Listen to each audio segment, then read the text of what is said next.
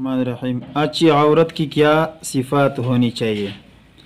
اہل اللہ نے لکھا ہے کہ بیوی میں 4 صفات ضروری ہونی چاہیے۔ نمبر 1، پہلی صفت اس کے چہرے پر حیا ہو۔ یہ بنیادی حیثیت رکھتی ہے کہ جس عورت کے چہرے پر حیا ہوگی اس کا دل بھی حیا سے لبریز ہوگا۔ مثل مشہور ہے کہ چہرہ انسان کے دل کا آئینہ ہوتا ہے۔ حضرت ابوبکر صدیق رضی اللہ عنہ کا قول ہے، مردوں میں بھی حیا بہتر ہے مگر عورت میں بہترین ہے۔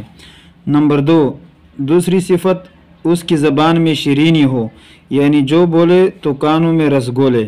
یہ نہ ہو کہ ہر وقت خاوند کو جلی کٹی سناتی رہے یا بچوں کو بات بات پر جھڑکتی رہے۔ تیسری صفت یہ کہ اس کے دل میں نیکی ہو۔ چوتھی صفت یہ کہ اس کے ہاتھ کام کاج میں مصروف رہے۔ یہ خوبیاں جس عورت میں ہو یقیناً وہ بہترین بیوی کی حیثیت سے زندگی گزار سکتی ہے۔